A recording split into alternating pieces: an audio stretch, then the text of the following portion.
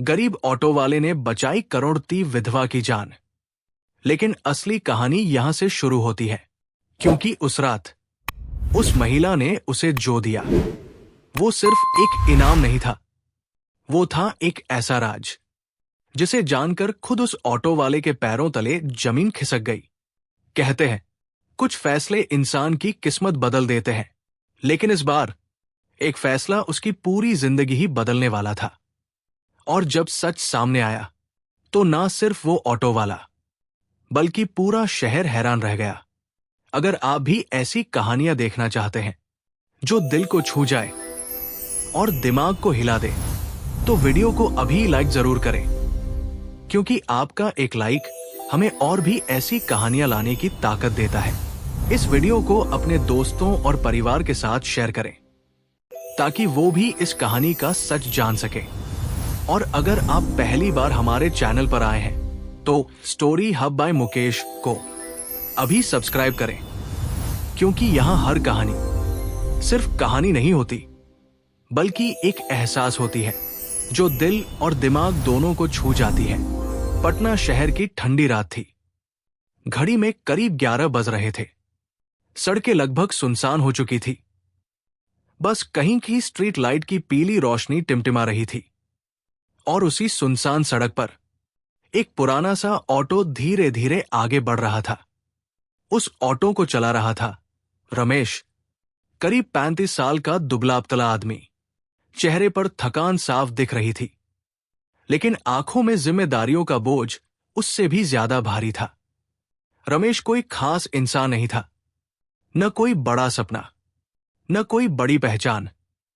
बस एक छोटा सा घर, बीमार मां और एक 8 साल की बेटी पिंकी, जिसकी मुस्कान ही उसकी पूरी दुनिया थी। सुबह 6 बजे से लेकर रात 11 बजे तक वो सड़कों पर ऑटो चलाता था। दिन भर की कमाई बस इतनी होती कि घर का खर्च संभाव चल जाए। कभी कभी तो ऐसा भी होता कि खुद भूखा रह जाता, लेकिन बेटी के लिए दूध जरूर लेकर जाता। उस दिन भी कुछ ऐसा ही हुआ था। पूरा दिन मेहनत करने के बाद भी उसकी जेब में सिर्फ 280 रुपए थे, और तभी उसे याद आया कि घर पर मां की दवाई खत्म हो चुकी है। रमेश ने गहरी सांस ली और खुद से बोला, आज थोड़ा और चला लेता हूं, शायद कोई सवारी मिल जाए। रात और गहरी होती जा रही थी। सड़कें अब पूरी तरह खाली हो चुकी थी। तभी अचानक एक बड़े बंगले के सामने खड़ी एक महिला ने हाथ दिया। रमेश ने ऑटो रोका। महिला ने काले रंग की साड़ी पहन रखी थी। चेहरा आधा घूंघट में छुपा हुआ था, लेकिन उसकी आवाज बहुत ही शांत और थोड़ी भारी थी। उसने कहा, मुझे जल्दी से सिविल हॉस्पिटल जाना है। रमेश ने बिना कुछ पूछे उसे ऑटो में बैठा लिया। जैसे ही ऑटो आगे बढ़ा, रमेश को कुछ अजीब सा महसूस हुआ। वो महिला पूरे रास्ते एक शब्द भी नहीं बोली, बस खिड़की से बाहर देखती रही, और उसकी आंखों में एक अजीब सा डर और बेचैनी साफ दिखाई दे रही थी। ऑटो अभी आधे रास्ते ही पहुंचा था कि अचानक पीछे से एक तेज रफ्तार कार आई और जोरदार टक्कर मारी। ऑटो सड़क पर पलट गया। सब कुछ एक पल में बदल गया। चारों तरफ सन्नाटा, बस टूटी हुई चीजों की आवाज। रमेश को जोर की चोट लगी थी, लेकिन जैसे तैसे वो उठा और तुरंत उस महिला की तरफ भागा। महिला बेहोश पड़ी थी। उसके सिर से खून बह रहा था। रमेश के सामने 2 रास्ते थे। पहला, खुद को बचाए और वहां से निकल जाए। दूसरा, उस अजनबी महिला की जान बचाए। कुछ सेकंड के लिए वो रुका, लेकिन अगले ही पल उसने बिना सोचे महिला को उठाया और पास के अस्पताल की तरफ दौड़ पड़ा। उस वक्त उसे ना अपनी चोट का दर्द महसूस हो रहा था, ना अपनी गरीबी याद थी। बस एक ही चीज थी, इंसानियत। रमेश जैसे ही अस्पताल पहुंचा, डॉक्टर तुरंत महिला को अंदर ले गए। कुछ देर बाद एक डॉक्टर बाहर आया और बोला, अगर आप इन्हें 10 मिनट देर से लाते तो इनकी जान नहीं बचती। रमेश चुप हो गया। उसे बस सुकून था कि उसने सही फैसला लिया, लेकिन उसे नहीं पता था कि जिस महिला की उसने जान बचाई है वो कोई आम महिला नहीं, बल्कि शहर की सबसे बड़ी करोड़पति और रहस्यमयी विधवा थी। और सबसे चौंकाने वाली बात, जैसे ही डॉक्टर अंदर से बाहर निकला, उसने रमेश से एक सवाल पूछा, तुम जानते भी हो तुमने किसकी जान बचाई है? रमेश ने सिर हिलाया, नहीं। डॉक्टर मुस्कुराया और बोला, तो फिर तैयार हो जाओ, क्योंकि अब तुम्हारी जिंदगी कभी पहले जैसी नहीं रहने वाली। अस्पताल के बाहर रमेश अब भी उसी बेंच पर बैठा था, हाथों में हल्की कंपकंपी, चेहरे पर चिंता, लेकिन मन में एक अजीब सा सुकून भी था कि उसने किसी की जान बचाई है। तभी अचानक अस्पताल के बाहर एक के बाद एक महंगी गाड़ियां आकर रुकने लगी। सूट बूट पहने लोग जल्दी जल्दी अंदर भागने लगे। पूरा माहौल अचानक बदल गया। रमेश ये सब देखकर हैरान था। उसे समझ नहीं आ रहा था कि आखिर ये सब क्या हो रहा है। तभी वही डॉक्टर फिर से बाहर आया। उसने रमेश को देखा और उसके पास आकर धीरे से बोला, तुम्हें पता है तुमने किसकी जान बचाई है? रमेश ने सिर हिलाया, नहीं। डॉक्टर ने गहरी सांस ली और कहा, ये है सविता देवी। नाम सुनते ही आसपास खड़े कुछ लोग चौंक गए, क्योंकि सविता देवी सिर्फ एक महिला नहीं थी, वो पूरे शहर की सबसे बड़ी बिजनेस वुमन थी। करोड़ों नहीं, अरबों की मालकिन।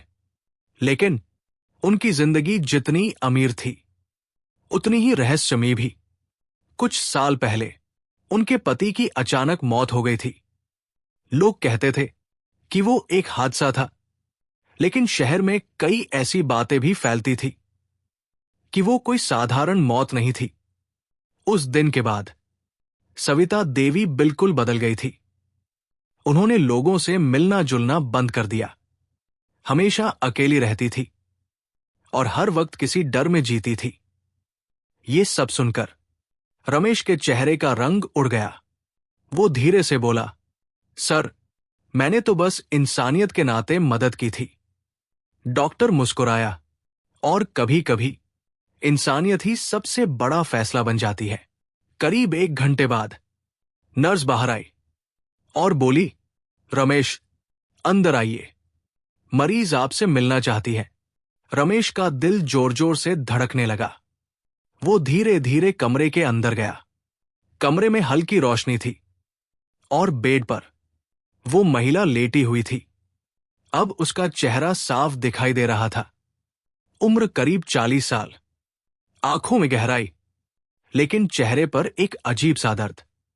जैसे ही रमेश पास पहुंचा, सविता देवी ने धीरे से आंखें खोली और बहुत धीमी आवाज में कहा, तुमने मेरी जान बचाई। रमेश घबरा गया, नहीं मैडम, मैंने तो बस। सविता देवी ने उसका हाथ पकड़ लिया और बोली, तुम नहीं जानते, तुमने सिर्फ मेरी जान नहीं बल्कि एक बहुत बड़ा सच बचाया है। रमेश कुछ समझ नहीं पाया। वो बोला, मैडम, मैं कुछ समझा नहीं। सविता देवी ने चारों तरफ देखा, जैसे कोई सुन रहा हो। फिर धीरे से बोली, आज रात जो हुआ वो हादसा नहीं था। रमेश का दिल जोर से धड़कने लगा। मतलब? सविता देवी ने उसकी आंखों में देखा और कहा, किसी ने मुझे मारने की कोशिश की है। रमेश के पैरों तले जमीन खिसक गई। क्या? ओ! सविता देवी ने सिर हिलाया। हां, और वो लोग अभी भी यही कहीं हैं। कमरे का माहौल अचानक डरावना हो गया। रमेश ने घबराकर दरवाजे की तरफ देखा। उसे पहली बार एहसास हुआ कि वो अब सिर्फ एक ऑटो वाला नहीं रहा, बल्कि एक खतरनाक खेल का हिस्सा बन चुका है। सविता देवी ने धीरे से कहा, रमेश, मैं तुम्हें एक ऑफर देना चाहती हूं। रमेश चौंक गया। ऑफर? हां, अगर तुम मेरी मदद करोगे तो मैं तुम्हें इतना दूंगी कि तुम्हारी आने वाली 7 पीढ़ियां भी आराम से जी सकें। रमेश का दिमाग घूम गया। एक तरफ गरीबी, दूसरी तरफ खतरा। कुछ पल के लिए कमरे में सन्नाटा छा गया। रमेश के दिमाग में अपनी बेटी का चेहरा आया, अपनी मां की दवाई याद आई, और फिर उसने धीरे से कहा, मुझे क्या करना होगा? सविता देवी हल्का सा मुस्कुराई और बोली, बस इतना कि अब से तुम मेरे साथ रहोगे। रमेश चौंक गया। क्या मतलब? सविता देवी ने उसकी आंखों में देखते हुए कहा, क्योंकि अब तुम भी उनके निशाने पर हो। कमरे में सन्नाटा था, लेकिन उस सन्नाटे के पीछे एक तूफान छुपा हुआ था। रमेश अब सिर्फ एक ऑटो वाला नहीं रहा था, वो अब एक ऐसी कहानी का हिस्सा बन चुका था जहां हर कदम पर खतरा था।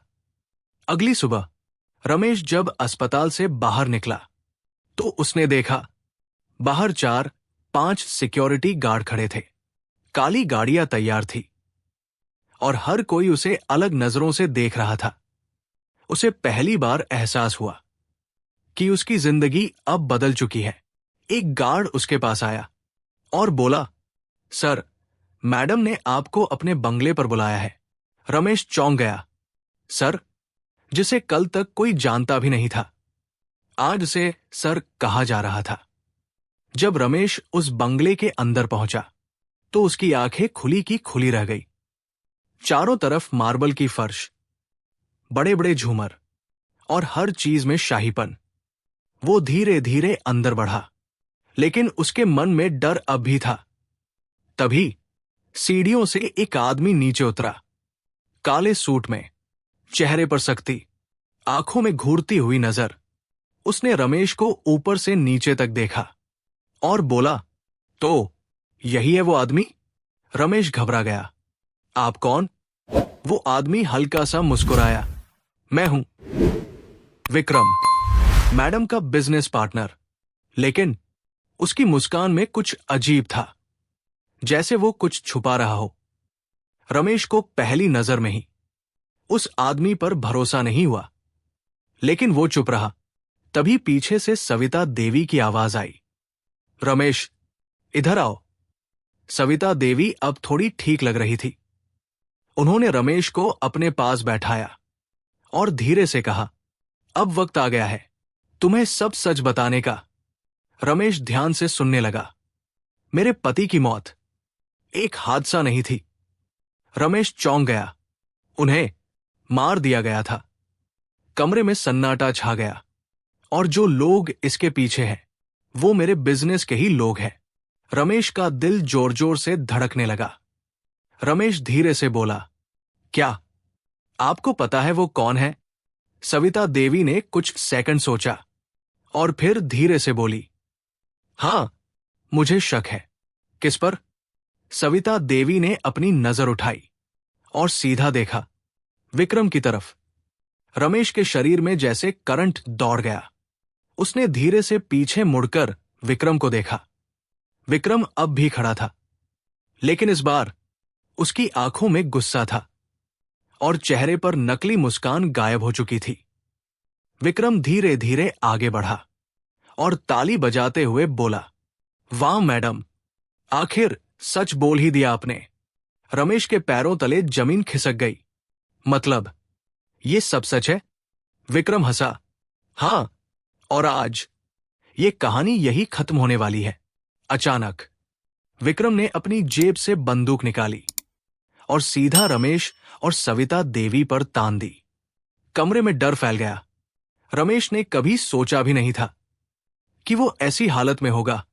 विक्रम बोला, तुम दोनों ने बहुत खेल लिया, अब खत्म। सविता देवी की आंखों में आंसू थे। रमेश ने एक पल के लिए अपनी बेटी को याद किया।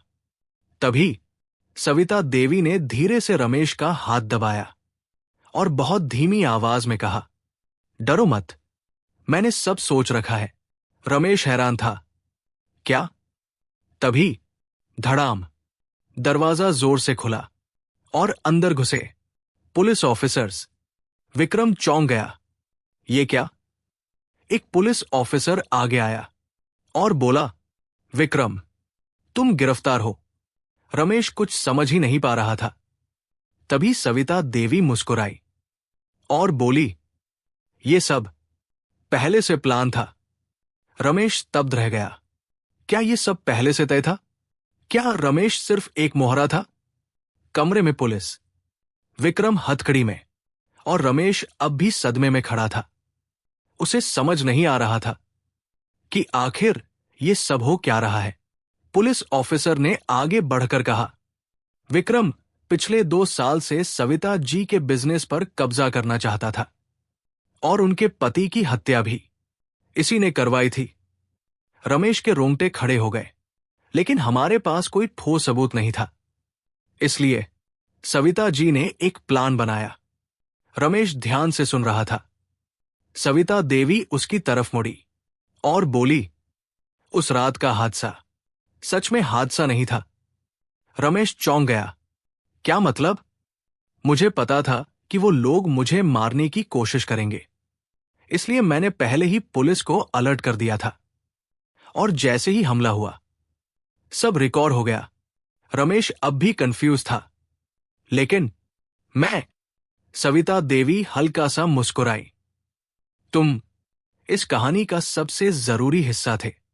मुझे एक ऐसे इंसान की जरूरत थी जो बिना किसी लालच के सही फैसला ले, और तुमने वही किया। सविता देवी की आंखें नम हो गई। आजकल लोग पैसे के लिए कुछ भी कर जाते हैं, लेकिन तुमने अपनी जान जोखिम में डालकर एक अजनबी की मदद की। कुछ पल के लिए कमरे में सन्नाटा छा गया। फिर सविता देवी ने कहा, रमेश, अब वक्त है तुम्हारे इनाम का। रमेश घबरा गया। मैडम, मैंने ये सब पैसे के लिए नहीं किया। सविता देवी मुस्कुराई, मुझे पता है, और इसी वजह से तुम इसके हकदार हो। उन्होंने अपने असिस्टेंट को इशारा किया। एक फाइल रमेश के सामने रखी गई। रमेश ने कांपते हाथों से उसे खोला, और जैसे ही पढ़ा, उसकी आंखें फटी की फटी रह गई। उस फाइल में लिखा था, रमेश की बेटी की पूरी पढ़ाई का खर्च, उसकी मां का फ्री इलाज, और एक नया घर, और खुद का ऑटो नहीं, बल्कि एक छोटी ट्रांसपोर्ट कंपनी। रमेश की आंखों से आंसू निकल पड़े। वो कुछ बोल ही नहीं पा रहा था। तभी सविता देवी ने आगे बढ़कर कहा, ये सिर्फ पैसे नहीं है, ये उस इंसानियत का सम्मान है जो आजकल बहुत कम देखने को मिलती है। कुछ महीनों बाद रमेश अब एक सफल इंसान बन चुका था। उसकी बेटी एक अच्छे स्कूल में पढ़ रही थी। उसकी मां का इलाज पूरा हो चुका था। लेकिन वो आज भी वही इंसान था, सादा, ईमानदार और दिल से अमीर। कहानी खत्म होने से पहले रमेश ने एक बात कही, मैंने उस रात सिर्फ इंसानियत दिखाई थी। मुझे नहीं पता था कि वो मेरी जिंदगी बदल देगी। और सच भी यही है, कभी कभी एक छोटा सा अच्छा काम आपकी पूरी जिंदगी बदल सकता है। लेकिन जरूरी ये नहीं है कि आपको बदले में क्या मिलता है। जरूरी यह है कि आपने किसी की मदद की।